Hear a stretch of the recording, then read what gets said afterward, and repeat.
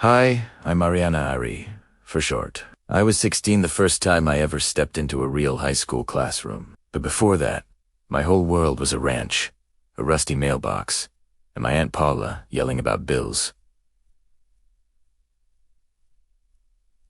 I grew up on the edge of nowhere. Our ranch sat just outside the city, close enough to see the skyline on a clear day, but far enough that it felt like another universe.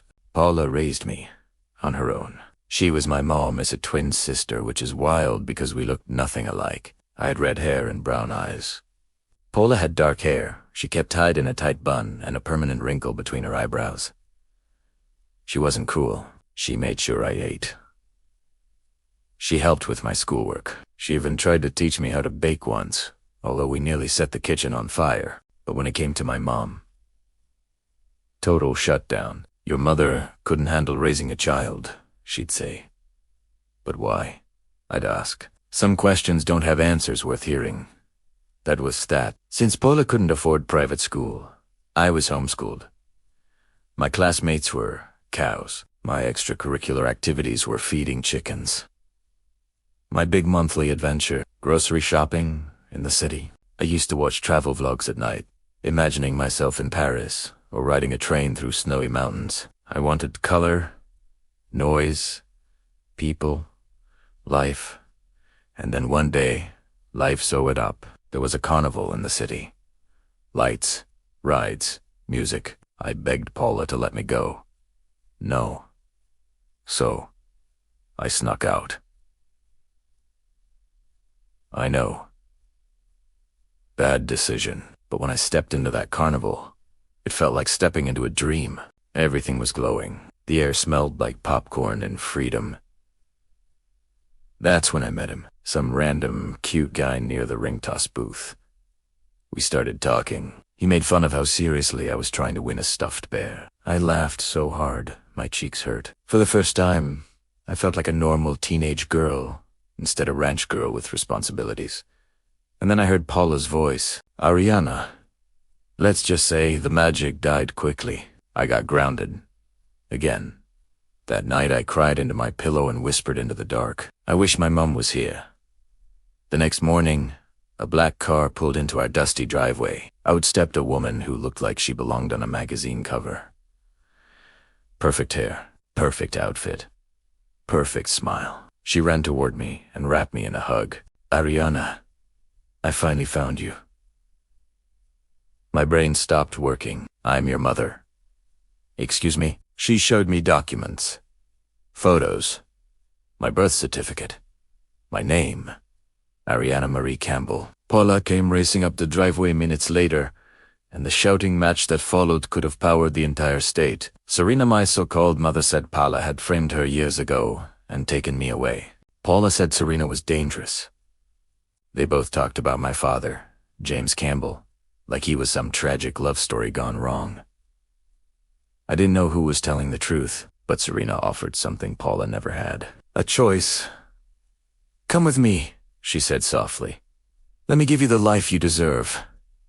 And I went. We moved to California. When we pulled up to a mansion, I thought we had accidentally arrived at a luxury hotel. My bedroom alone was bigger than our entire ranch house. The bed felt like sleeping on a cloud. The next morning, I woke up to actual staff outside my door offering waffles with edible glitter and asking if I wanted a lavender bath. I didn't even know how to answer that.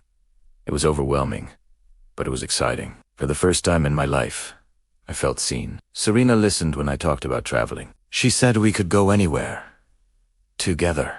She threw me a welcome party that looked like something out of a teen drama series. And that's where I met Leo. He was hiding in the garden, stuffing shrimp into his mouth like he was in a competitive eating contest. When he saw me, he panicked and accidentally flung one at my dress. Great, I said. Assaulted by seafood. He laughed. I laughed. And suddenly, the fancy party didn't feel so scary anymore. Leo worked at the party. His mom and sister worked at the house. He was sarcastic, sweet, and completely unimpressed by the mansion. Over the next week, he became my first real friend in the city. When I started school for the first time ever, I was a nervous wreck. I'm going to throw up, I told him outside the gates. You'll be fine, he said. If you panic, Just stare at the ceiling and pretend you're in a documentary about indoor architecture. Then he hugged me.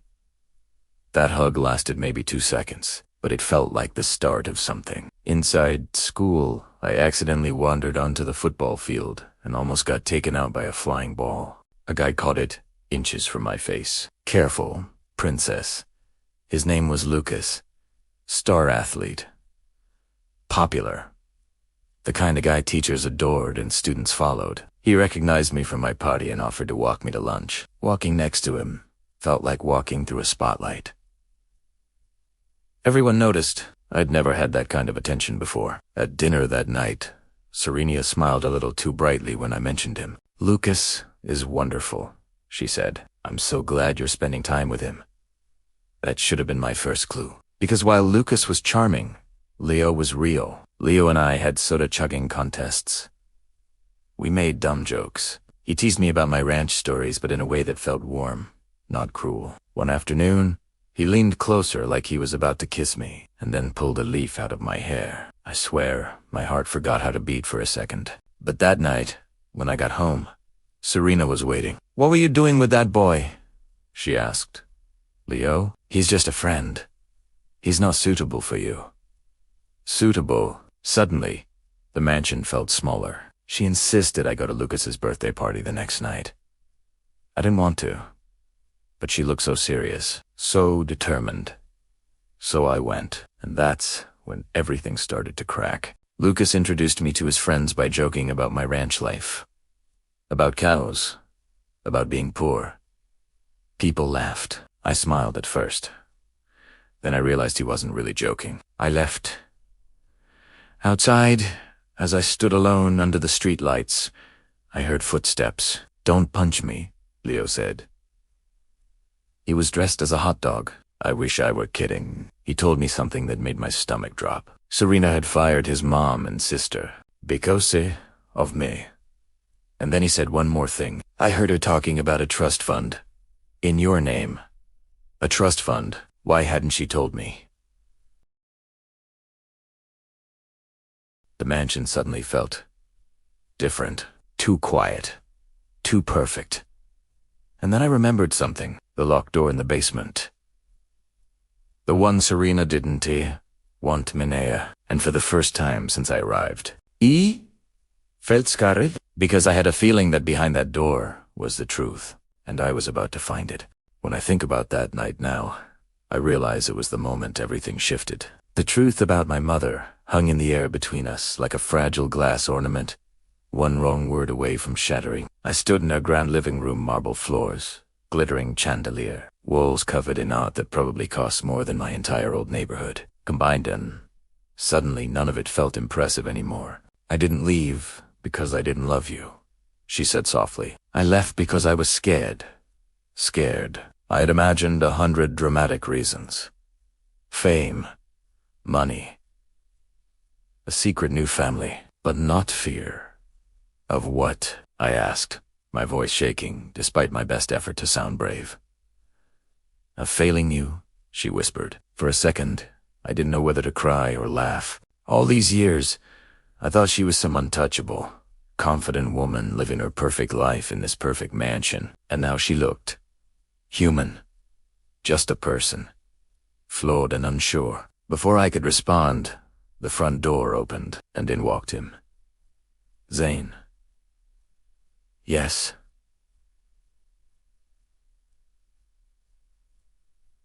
Yes.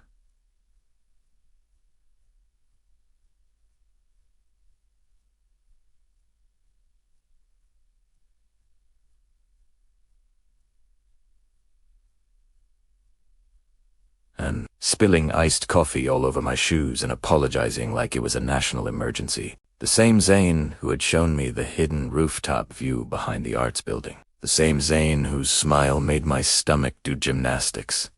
He froze when he saw us. Oh, he said, I didn't realize you were having a moment. You live here? I blurted out. He blinked. Yeah. My mom closed her eyes like she was bracing for impact. There's something I didn't tell you. Of course there was. Zane is my business partner's son, she said carefully. His father and I run the company together. My brain tried to process that information while also replaying every embarrassing thing I had ever said in front of him. So you knew. I asked Zane. He shook his head immediately. No, I swear, I didn't know you were her daughter. My dad just told me this afternoon. I felt like the universe was playing some weird prank on me. Out of all the schools in the city, out of all the houses, out of all the people, it had to be him. The silence stretched until my mom cleared her throat. I'll give you to some space.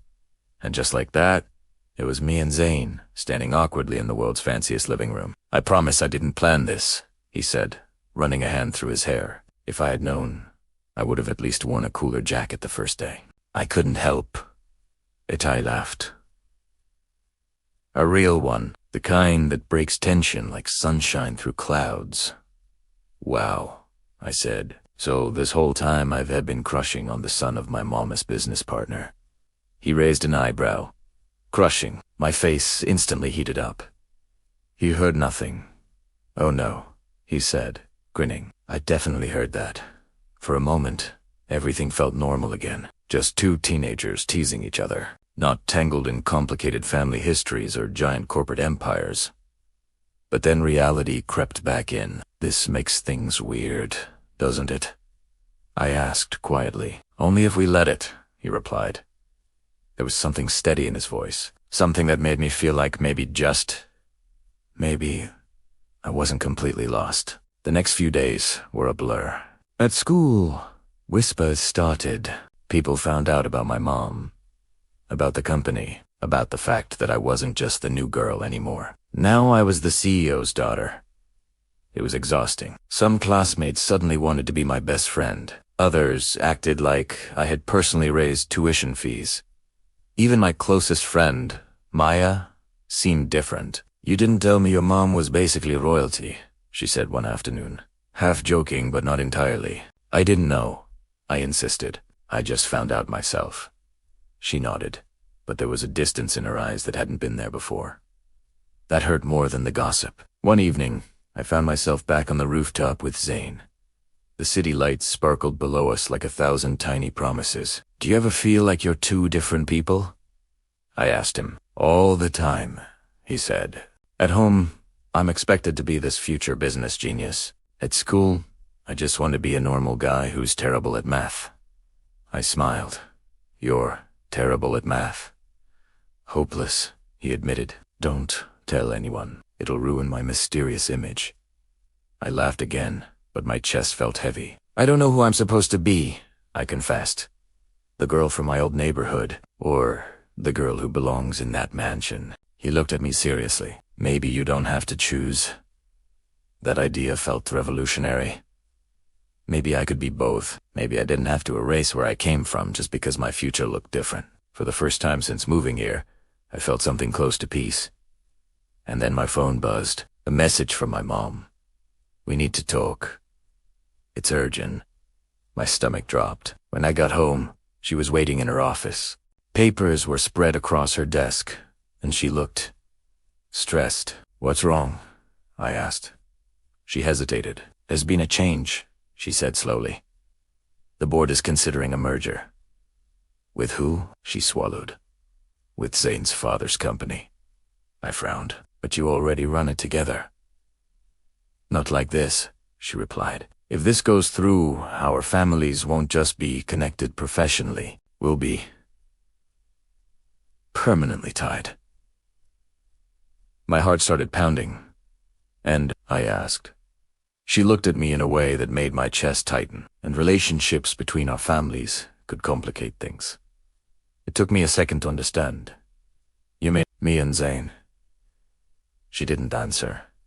She didn't have to. Suddenly, everything felt fragile again, like the happiness I had just started to feel was balancing on a thin wire. Later that night, my phone lit up with a text from Zane. Can we talk? Something's going on. I stared at the message. My mind racing. Did he know? Did his father say something? Was this the universe telling us to back off before we fell any deeper? I typed back. Yeah.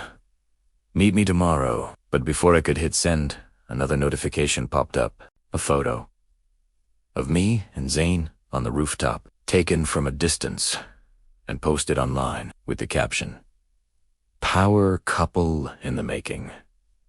My breath caught. The comments were already flooding in, and at the very top was one from Maya. "Guess some people really do change."